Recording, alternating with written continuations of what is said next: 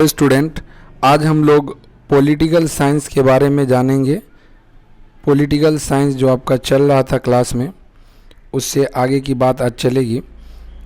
आज का प्रश्न है, सरदार वल्लभ भाई पटेल कौन थे? इनके बारे में डिटेल्स बताना है। आप आंसर देखिए कि सरदार वल्लभ भाई पटेल 1875 में इनका जन्म हुआ था और 1950 में इनकी मृत्यु हुई थी। ये याद रखना आपको। स्वतंत्र भारत के उप प्रधानमंत्री एवं गृह मंत्री थे ये। सरदार पटेल केंद्र को बहुत शक्तिशाली देखना चाहते थे। यहाँ पे केंद्र का मतलब है केंद्र सरकार से। उन्होंने देशी रजवाड़ों को भारत में विलय के चुनौतीपूर्ण कार्य को सफलतापूर्वक संचालित किया। जैसा कि आप लोगों को पता होगा कि जब भारत आज़ाद हुआ तो कुछ राज्य ऐसे थे जो भारत में सम्मिलित नहीं थे, जैसे हैदराबाद, कश्मीर और जूनागढ़, ये सब जो था वो भारत में नहीं मिला हुआ था। तो सरदार पटेल ने क्या किया, उन सबको मिलाने की कोशिश की और उन सबको एक किया। उसके बाद उन्हें भारत का लौह पुरुष भी कहा जाता है। उनका महान व्यक्तित्व और यशस्वी योगदान अद्वितीय है। इसका मतलब ये हुआ कि वो बहुत ही ग्रेट पर्सनालिटी के व्यक्ति थे और उनका जो योगदान था वो दूसरा किसी का नहीं था। अगर उनसे किसी की तुलना नहीं की जा सकती। अद्वितीय का मतलब होता है दूसरा कोई नहीं। 1991 में उन्हें भारत रत्न से विभूषित किया गया था। देखिए, सरदार पटेल जो थे वो काफ़ी एक महत्वपूर्ण व्यक्ति रहे हमारे देश के नींव रखने में, हमारे देश की। उनको लौह पुरुष इसलिए कहा जाता है क्योंकि उन्होंने अपने ज्ञान के बल पर सभी राज्यों को एक करने की कोशिश की थी और राज्य को एक करना उस समय में बहुत कठिन था।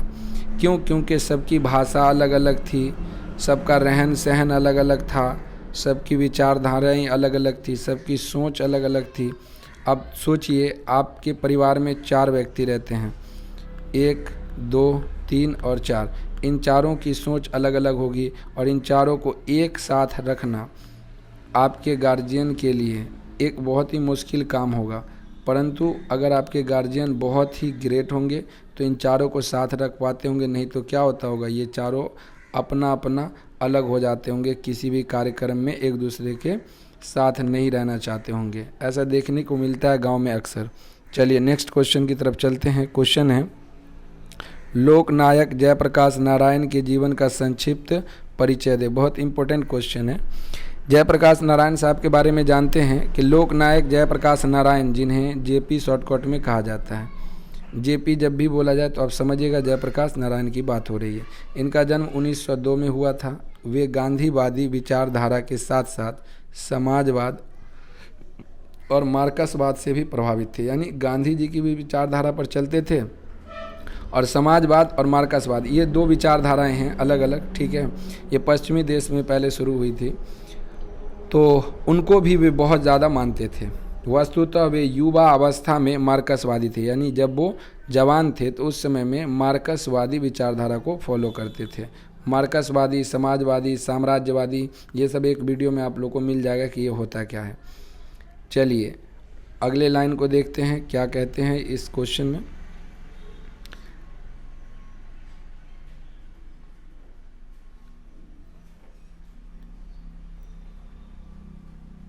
उन्होंने राज्य के संघर्ष के दिनों में कांग्रेस सोशलिस्ट पार्टी एवं कालांतर में सोशलिस्ट पार्टी की स्थापना की।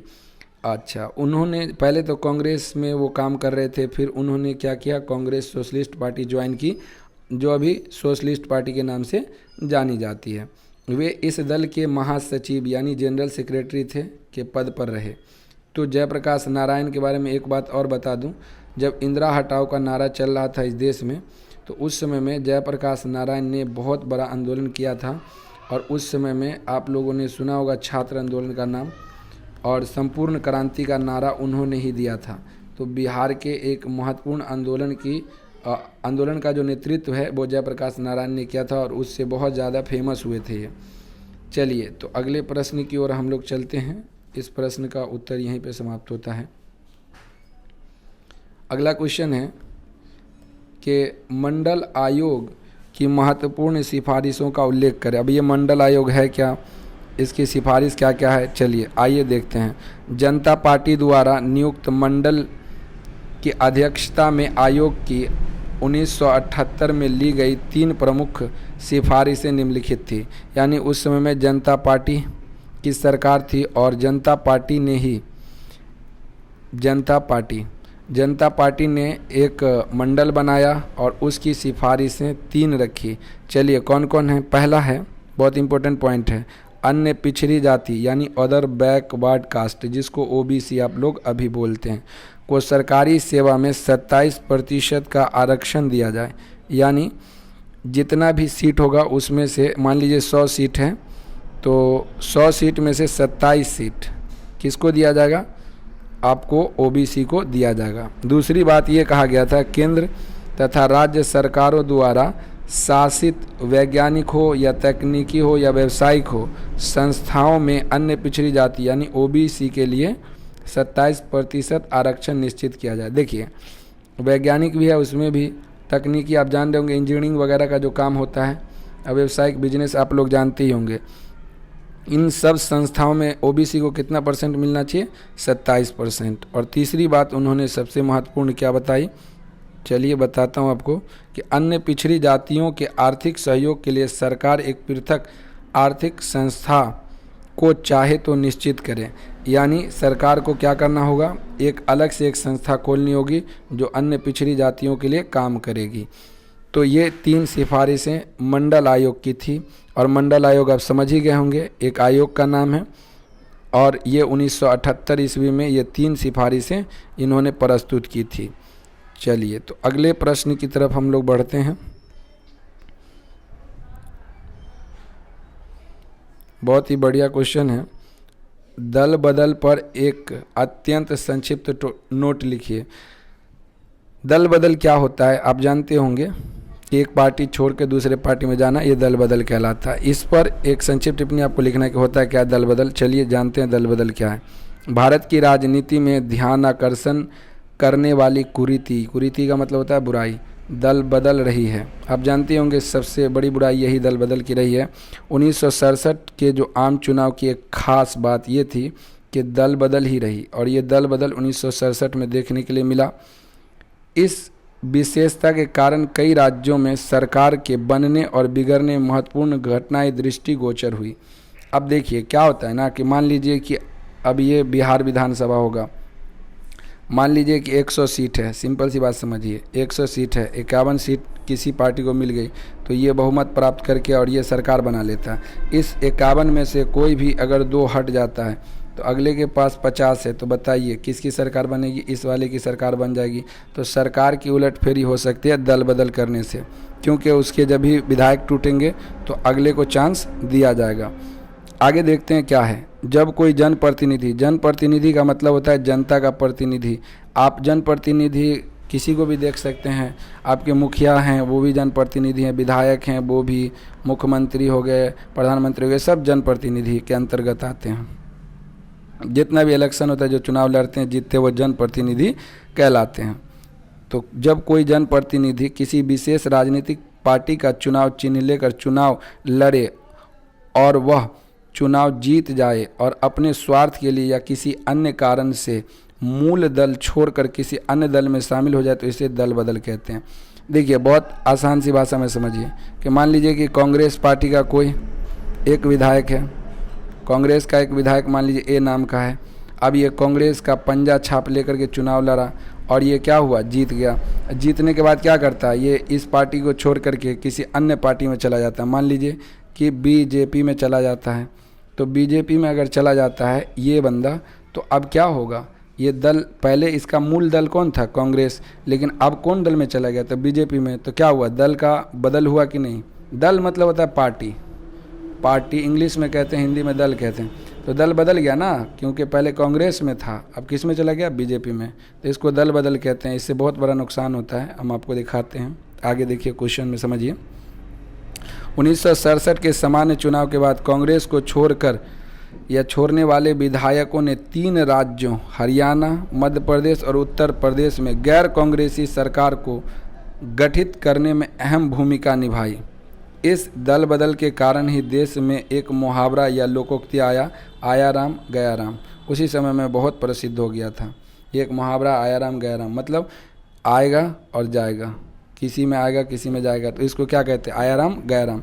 क्या हुआ कि कांग्रेस का जो है ना चुनाव चिन्ह लेकर के या कांग्रेस पार्टी से चुनाव लड़ा। चुनाव लड़ने के बाद विधायक लोग क्या किया कि ये 3 राज्य हरियाणा, मध्य प्रदेश और उत्तर प्रदेश, ये तीनों में क्या किया, कांग्रेस पार्टी को छोड़ के किसी अन्य पार्टी को ग्रहण करके उसकी सरकार बनवा दिया। तो इस तरीके से हम समझ सकते हैं दल बदल कितना खतरनाक हो सकता है। अगले प्रश्न की ओर हम लोग चलते हैं। क्या है प्रश्न? क्वेश्चन कह रहा है कि नौकरशाही का अर्थ स्पष्ट करें। नौकरशाही आप लोग समझते ही होंगे, नौकर और उसको जो एक मालिक काम करवाते हैं, क्या है देखते हैं नौकरशाही क्या होता है। भारत जैसे विशाल देश में एकजुट करके शासन करना महत्वपूर्ण व कठिन कार्य था। इसलिए नीति निर्माण के समय राष्ट्रीय एकता, अखंडता जैसी समस्या सरकार के आड़े आई और वचनबद्ध नौकरशाही व वचनबद्ध न्यायपालिका की अवधारणा अपनाई, जिसका मुख्य उद्देश्य भारत को सामाजिक तथा राजनीतिक विकास की ओर ले जाना था। देखिए, जब भारत आज़ाद हुआ तो बहुत बड़ा भारत था। भारत कितना बड़ा है आप लोग देखे ही होंगे। तो भारत बहुत बड़ा है। अब इसके अंदर में बहुत सारे लोग जो नौकरशाही और वचनबद्ध न्यायपालिका यानी ऐसा काम जिसमें किसी भी व्यक्ति का शोषण न किया जाता हो। शोषण मतलब देखिए, मान लीजिए कि आप एक गरीब आदमी हैं और आपने कोई काम, आपको किसी ने कहा कि ये काम कर दीजिए, आपने नहीं कर दिया तो क्या होगा, वो आदमी आपको मारता है या पीटता है तो आप कहाँ जाएंगे, किसके पास जाएंगे? तो कुछ तो होना चाहिए ना, तो आप न्यायपालिका में जाएंगे। तो वहाँ जाने के बाद आपको क्या होगा, कोर्ट में जाएंगे तो आपको वहाँ इंसाफ मिलना चाहिए। लेकिन कब मिलेगा, जब वचनबद्ध होगा, यानी ऐसा कोर्ट जो सबके लिए बराबर इंसाफ करता हो। अगर ऐसा नहीं होगा तो आप कहाँ पर जा सकते हैं और इंसाफ आपको कहाँ मिलेगा? तो इसीलिए आपके साथ दिक्कत हो सकती है, इसलिए ऐसा किया गया था। अगला क्वेश्चन है, न्यायपालिका की स्वतंत्रता से आप क्या समझते हैं? तो समझिए क्या है न्यायपालिका की स्वतंत्रता। तो न्यायपालिका की स्वतंत्रता को अक्षुण्ण बनाए रखने हेतु निम्नलिखित उपाय किए गए हैं। पहला, न्यायाधीश की नियुक्ति कौन करता है? राष्ट्रपति। क्वेश्चन पूछ देता है कि न्यायाधीश की नियुक्ति कौन करता है, तो आपको याद रखना है राष्ट्रपति करते हैं। न्यायाधीशों की योग्यता का वर्णन संविधान में किया गया, यानी हमारे जो देश का संविधान है उसमें न्यायाधीश कौन व्यक्ति बन सकता है, इसकी पूरी चर्चा की गई है। अगला पॉइंट देखिए क्या है, न्यायाधीश एक निश्चित आयु पर सेवानिवृत्ति होगा। आप जानते होंगे कि रिटायरमेंट एक निश्चित आयु पर हो जाता है, कुछ में 60 है, कुछ में 65, कुछ में 62, 61, इस टाइप से जो है सेवानिवृत्ति होता है, रिटायरमेंट होता है। तो आप देख सकते हैं कि एक समय होना चाहिए जिस पे वो रिटायर हो जाता है। चौथा, न्यायाधीशों को केवल महाभियोग द्वारा ही हटाया जा सकता है। महाभियोग का मतलब होता है अगर वो संविधान का अगर कुछ भी गलत इस्तेमाल करते हैं तभी उनको हटाया जा सकता है, वरना कभी नहीं हटाया जा सकता, याद रखिएगा। अगला क्वेश्चन बहुत ही अच्छा क्वेश्चन माना जाता है, ये लेवल का क्वेश्चन है, अच्छे से समझ लीजिए, 2019 में भी पूछा गया है। क्वेश्चन है, सूचना के अधिकार, राइट टू इन्फॉर्मेशन से आप क्या समझते हैं? तो सूचना के अधिकार के बारे में जानकारी हम लोग लेते हैं। 1990 में सूचना के अधिकार आंदोलन का आरंभ राजस्थान के मजदूर किसान शक्ति संगठन के नेतृत्व में हुआ। आपको याद रखना है कि सूचना का अधिकार आंदोलन जब शुरू हुआ था 1990 में, और उसमें कहाँ से शुरू हुआ? राजस्थान से। किसने किया शुरू? तो मजदूर किसान शक्ति संगठन ने किया। यह जून 2005 में अधिनियम का रूप लेकर संविधान का अंग बना। अब देखिए, अधिनियम का मतलब हो जाता है कानून बन गया, ठीक है। 2005 में सूचना का अधिकार कानून कब बना था? 2005 में बना। 12 अक्टूबर 2005 को राष्ट्रीय स्तर पर लागू किया गया, यानी पूरे देश भर में ये सूचना का अधिकार कानून लागू कर दिया गया। तो आप लोग समझ गए होंगे शुरू कब हुआ? तो 1990 में। कहाँ से शुरू हुआ? राजस्थान से। किसने शुरू किया? मजदूर किसान शक्ति संगठन ने शुरू किया। इसके लिए कानून कब बना? 2005 में। अच्छा, अंगीकृत होकर के लागू कब हुआ? तो 2005 में 12 अक्टूबर को। अब आगे देखिए क्या है, सूचना प्राप्त करने हेतु आवेदन पत्र 10 रुपये की रसीद संलग्न कर संबंधित विभाग के सूचना अधिकारी से संपर्क करना होगा। देखिए, आप अगर कोई भी प्रकार की सूचना चाहते हैं कि सरकार कौन सा काम कर रही है, कौन सा काम नहीं कर रही है, मान लीजिए आपके पंचायत में कितना फंड आया, ये सब चीज़ अगर आपको जानकारी चाहिए तो आप एक लेटर लिख सकते हैं, जिसके लिए आपको 10 रुपये का सिर्फ टिकट यानी रसीद लगेगा और आप सूचना आपको मिलेगी, वहाँ से आपको चिट्ठी आएगी, आप देखिएगा उसमें पूरा डिटेल लिखा रहेगा। आपको देने की अवधि कितने दिन का होता है? 30 दिन। 30 दिन में आपसे जवाब मांगा जाएगा। समय सीमा के उल्लंघन होने पर अधिकारी के लिए स्पष्टीकरण देना अनिवार्य होगा। मान लीजिए कि 30 दिन के अंदर में आपको अगर इसका जवाब नहीं मिलता है तो वो अधिकारी जिसको आप चिट्ठी लिखे हैं उसकी जवाबदेही होगा कि क्यों नहीं मतलब उसको दिया गया सूचना। असंतुष्टता की स्थिति में वरीय अधिकारी के पास आवेदन दिया जा सकता है। अगर मान लीजिए आपको वो अधिकारी काम नहीं कर रहा है तो उससे बड़े अधिकारी को आप ये आवेदन दे सकते हैं। तो सूचना के अधिकार का उद्देश्य विभागीय कार्य में पारदर्शिता लाना है, यानी जो भी काम जिस विभाग में हो रहा है वो पूरी तरीके से सही हो रहा है कि नहीं हो रहा है, गलत हो रहा है, तो इसे ही सूचना के अधिकार से प्राप्त किया जाता है। अगला क्वेश्चन है, देखिए, प्रेस सेंसरशील से आप क्या समझते हैं? प्रेस पर इसका क्या प्रभाव पड़ता है? प्रेस आप जानते होंगे, मीडिया की बात हो रही है, टीवी चैनल, अखबार वगैरह जो भी होता है प्रेस के अंतर्गत आता है। देखिए, प्रेस सेंसरशिप का तात्पर्य सरकार द्वारा प्रेस की स्वतंत्रता पर लगाए जाने वाले विभिन्न नियंत्रणों से। मान लीजिए कि सरकार क्या करती है, प्रेस वाले को बता देती है कि आपको क्या करना है, यही छापना है। मान लीजिए जो सरकार बोलेगी वही अगर प्रेस वाला छापेगा ना तो उसको सेंसरशिप कहा जाता है। ये नियंत्रण इसलिए लगाए जाते हैं कि समाचार पत्र सरकार विरोधी समाचार पत्रों का प्रकाशन न कर सके, यानी जो भी अखबार लिख रहा है वो सरकार के बारे में गलत न लिखे, तो इसीलिए यही लगाया जाता है सेंसरशिप। आगे है, भारत में 1975 से 77, याद रखिएगा डेट, के मध्य आपातकाल की अवधि में सरकार द्वारा प्रेस सेंसरशिप लगाया गया था और उस समय में इंदिरा गांधी की सरकार थी, कांग्रेस की, याद रखेंगे, हमारे देश की प्रधानमंत्री थी वो। प्रेस सेंसरशिप का प्रभाव यह हुआ कि सरकार की तानाशाही, देखिए तानाशाही का मतलब होता है अपनी मर्जी से जो आए वो करना, जनता का ध्यान नहीं रखना, तो ये सब तानाशाही कहलाता है, के विरुद्ध व्यापक जन अभियान नहीं चलाया जा सकता, क्योंकि समाचार पत्रों की स्वतंत्रता का अभाव में जनता सरकार के कामों को समझ नहीं पा रही थी। मान लीजिए सपोज डेट, आपको मैं समझाता हूँ इस तरीके से। मान लीजिए आप एक छोटे से गांव में रहते हैं, ठीक है, तो गांव में रहते हैं तो आपके पास जो है कहाँ से पता चलेगा कि सरकार क्या कर रही है? तो आप टीवी देखेंगे उसी से पता चलेगा, या अखबार पढ़ेंगे उससे पता चलेगा, आज के डेट में मोबाइल है उससे पता चलता है। मान लीजिए इन सब पर रोक लगा दिया जाए कि इसमें कुछ भी सरकार के खिलाफ ना तो अखबार में देना है, न टीवी में देना है, न मोबाइल में देना है, तो क्या करिएगा? आपको पता कैसे चलेगा कि सरकार क्या कर रही है? तो समझ गए होंगे सेंसरशिप क्या होता है, यानी सरकार क्या करता है, मीडिया पर पूरी तरीके से, प्रेस पर पूरी तरीके से रोक लगा देता है और वो जो चाहता है वही लिखती है वो। अगला क्वेश्चन देखते हैं हम लोग।